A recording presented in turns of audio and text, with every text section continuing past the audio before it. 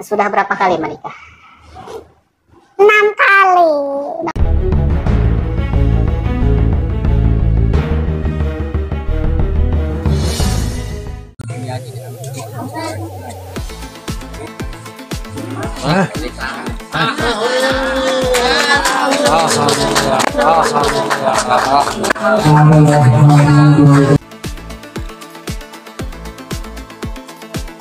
Menikah merupakan salah satu cara manusia untuk mengaktualisasikan dirinya sebagai makhluk biologis sekaligus sebagai makhluk sosial. Setiap orang tentu mendambakan sebuah pernikahan yang ideal, di mana kehidupan rumah tangga yang telah dibentuk penuh dengan keberkahan dan kasih sayang. Namun faktanya pernikahan tidak selalu linier dengan angan-angan, karena di balik sucinya ikatan yang menyatukan dua sosok manusia itu akan senantiasa muncul berbagai macam ujian.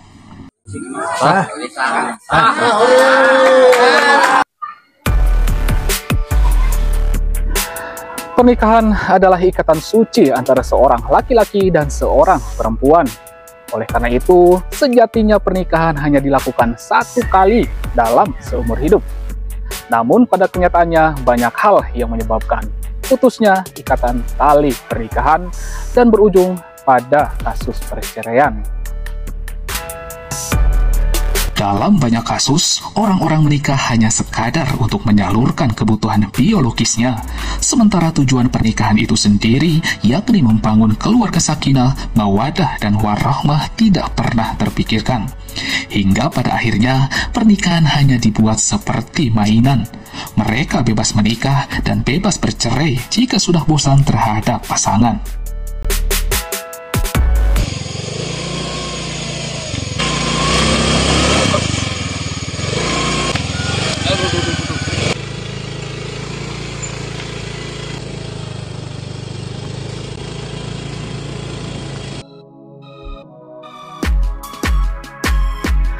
Nah, sekarang saya sedang berada di kampung yang mayoritas orang-orangnya telah melakukan pernikahan berkali-kali, bahkan ada yang sampai puluhan kali.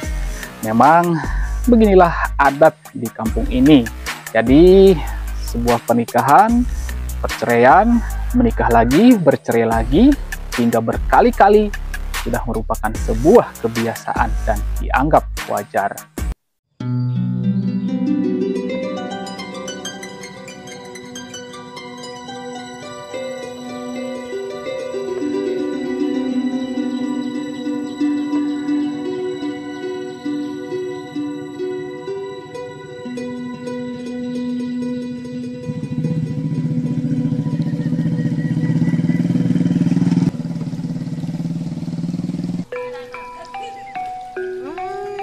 Bu goreng satu lagi. Ayo.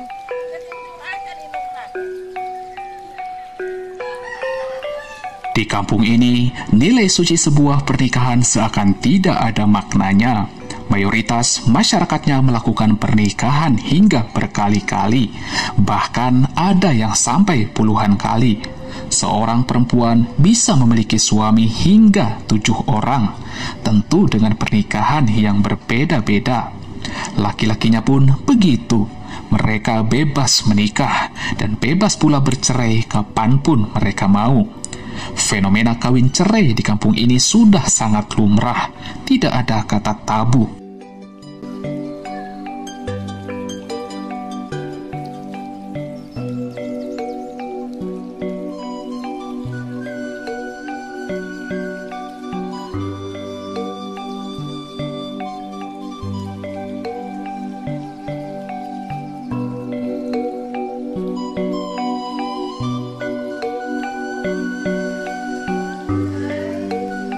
Fenomena semacam ini sudah pasti berimbas buruk pada kehidupan anak-anak hasil perkawinan. Banyak anak yang akhirnya terlantar karena tidak mendapatkan perhatian orang tua. Karena sudah jadi budaya, jika pernikahan sebelumnya gagal, maka para laki-laki dan perempuan akan berlomba mencari pasangan baru dengan mengabaikan kebutuhan anak-anak, terutama soal kasih sayang.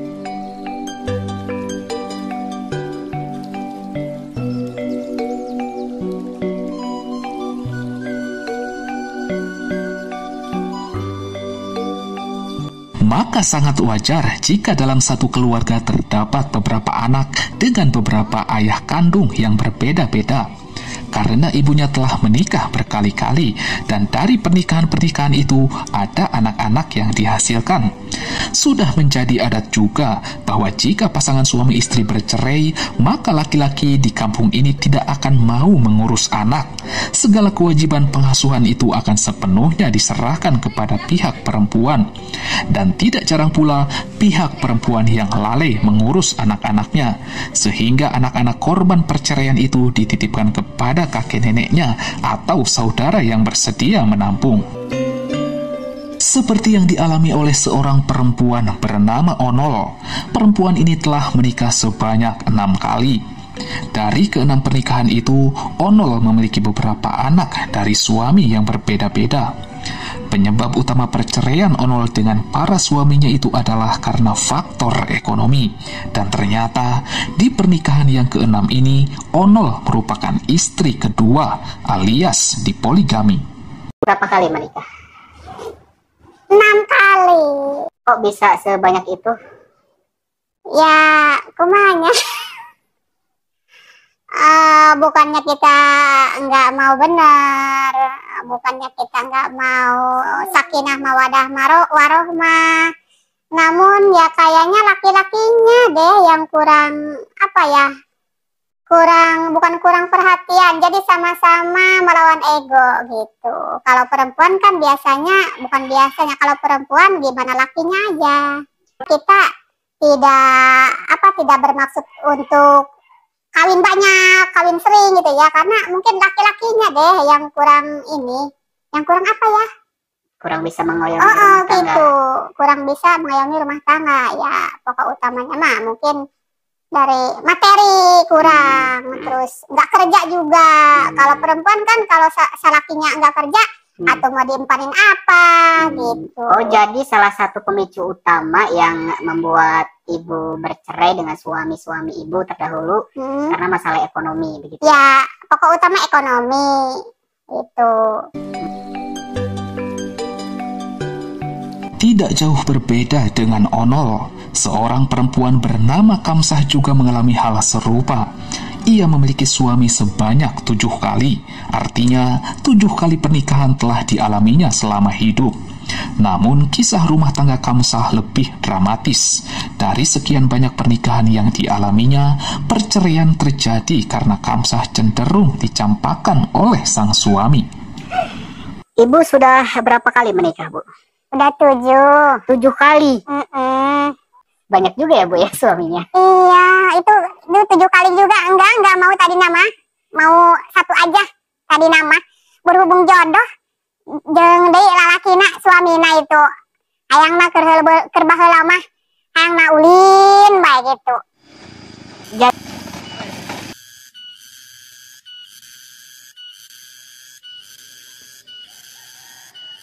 Di kampung ini, pernikahan memang terkesan seperti sebuah permainan. Apalagi mereka rata-rata menikah dengan cara siri, sehingga baik saat menikah maupun bercerai tidak butuh proses rumit. Sekali suami menjatuhkan talak, maka putus sudah ikatan tali pernikahan di antara mereka. Pernikahan banyak pula dilakukan oleh kalangan ABG.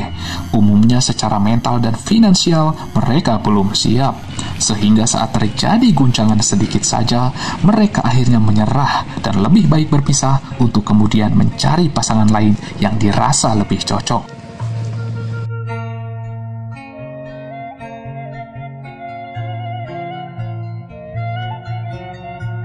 Sistem pernikahan siri memang sangat tidak relevan dengan asas keadilan, karena sangat merugikan salah satu pihak, terutama pihak perempuan. Jika seorang suami tidak lagi merasa cocok dengan istrinya, maka ia punya kekuasaan mutlak untuk menjatuhkan talak. Dan istri tidak bisa berbuat apa-apa selain hanya pasrah menerima nasib.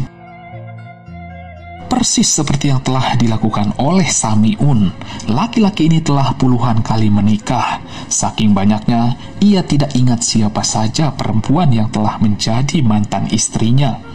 karena menikah baginya hanyalah sebuah kesenangan, apalagi didukung oleh adat yang sangat permisif bagi para pelaku kawin cerai ini. Mereka beralasan bahwa lebih baik menikah berkali-kali daripada harus melakukan kemaksiatan.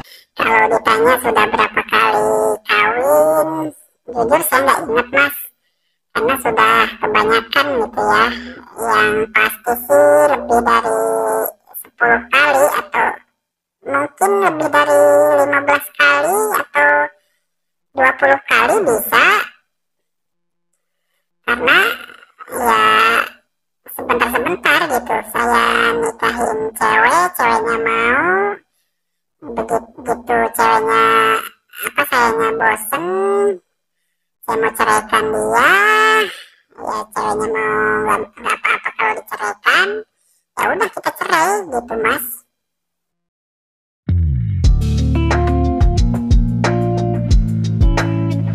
Tentunya tidak semua masyarakat di kampung ini melakukan kawin dan cerai berkali-kali, karena di antara mereka ada sebagian kecil yang tetap mempertahankan pernikahan hingga memiliki cucu. Walaupun perbandingannya sangat jauh, dan orang-orang yang bisa mempertahankan pernikahannya hingga usia tua, maka mereka dikategorikan ke dalam kelompok pernikahan yang luar biasa. Ibu sudah menikah berapa kali? 1 kali. Cuma 1 kali? Iya, saya mah nggak laku-laku. Sama kalau laku ibu mau menikah juga? Enggak, ada yang bakalan mau sama saya mah. Oh gitu. Alhamdulillah.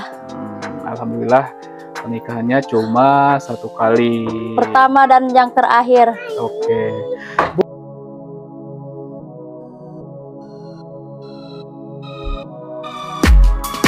Tentu kita setuju bahwa salah satu tujuan menikah adalah untuk menyalurkan hasrat biologis. Namun lebih dari itu, kita harus paham bahwa sejatinya tujuan pernikahan yang sebenarnya adalah membentuk sebuah keluarga utuh yang penuh cinta serta limpahan kasih sayang, serta membentuk generasi baru yang berkualitas. Dalam perjalanannya, pernikahan senantiasa akan diterpa berbagai arah dan rintang. Karena jika diibaratkan sebuah perjalanan, maka pernikahan adalah biduk yang berlayar di tengah samudra luas. Tidak ada biduk yang tidak dihempas gelombang. Tak ada pernikahan yang bebas dari hantaman badai.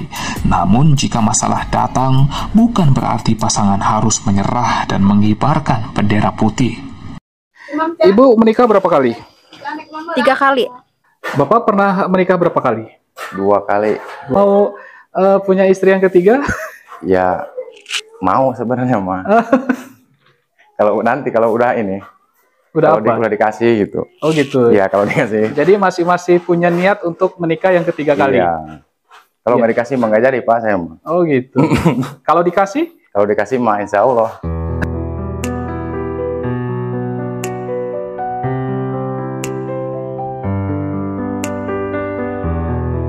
Perceraian memang dihalalkan, namun juga sangat dibenci Tuhan, apalagi jika dilakukan hingga berkali-kali hanya karena alasan ekonomi.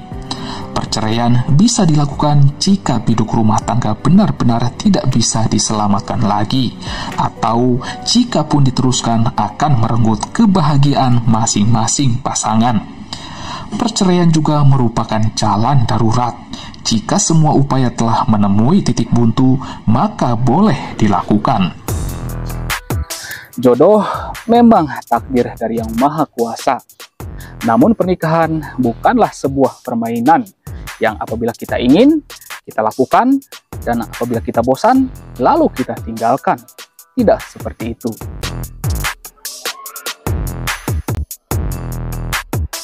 Demikian liputan untuk kali ini. Saya Kang Didin Goreng mengucapkan terima kasih atas perhatian Anda.